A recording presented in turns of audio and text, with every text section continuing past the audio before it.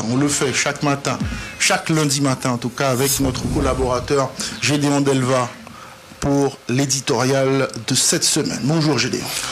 Bonjour Kensley, bonjour Maxen, bonjour à tous.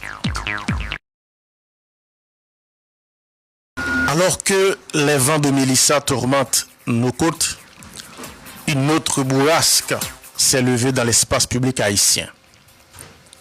Elle ne vient pas du ciel, mais d'une déclaration.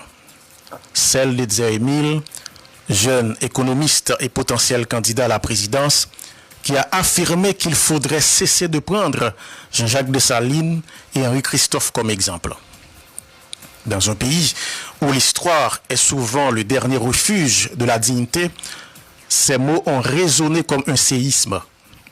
Historiens, intellectuels, nationalistes, citoyens ordinaires, tous ont réagi. Certains pour condamner, d'autres pour comprendre et quelques-uns pour défendre. Mais au cœur de la controverse, une vérité s'impose. Les héros ne sont pas intouchables, mais ils ne sont pas jetables non plus. Jacques Dessalines, l'empereur assassiné à Pont-Rouge, n'est pas qu'un nom dans les livres. Il est le cri de liberté, le refus de l'humiliation, le père de l'indépendance. Henri-Christophe, bâtisseur de la citadelle, est le symbole de la souveraineté noire, de l'ordre, de la grandeur. Les remettre en question n'est pas un crime, mais les effacer, c'est une faute.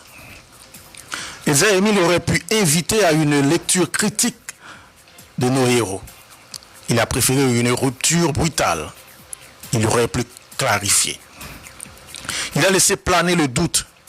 Et dans ce flou, un homme armé illégalement s'est rendu à Pont-Rouge pour dire qu'Émile avait raison parce que le lieu est envahi de boue et de fatras. Une image forte, mais dangereuse. Car elle confond négligence municipale et effacement historique. Haïti ne peut pas avancer en tournant le dos à ses repères. Dépasser Dessalines et Christophe, oui, mais les ignorer, non. L'histoire n'est pas un obstacle à la modernité. Elle est sa fondation. Edzer Emile a le droit de proposer une nouvelle voie, mais cette voie doit s'appuyer sur la mémoire, pas sur l'amnésie. Elle doit dialoguer avec le passé, mais pas le censurer. La posture d'Emile semble séduire certains secteurs privés en quête de rupture avec les symboles populaires.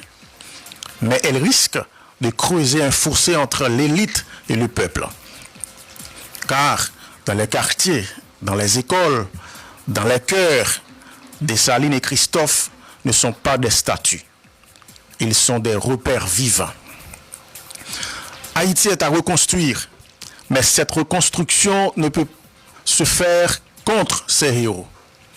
Elle doit se faire avec eux et au-delà d'eux, en les interrogeant, en les dépassant, en les prolongeant.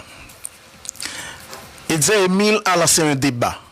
Il doit maintenant l'assumer, clarifier ses propos, écouter les critiques et surtout comprendre que dans un pays blessé, les symboles ne sont pas des options, ce sont des nécessités.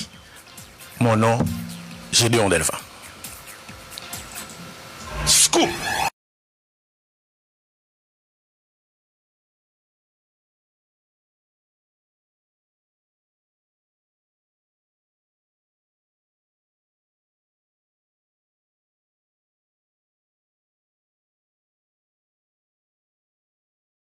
Compris, l'actualité est dominée par la météo avec cette intempérie dénommée Mélissa qui est sur Haïti, qui a déjà fait pas mal de dégâts sur le pays alors qu'elle s'abatte sur le pays.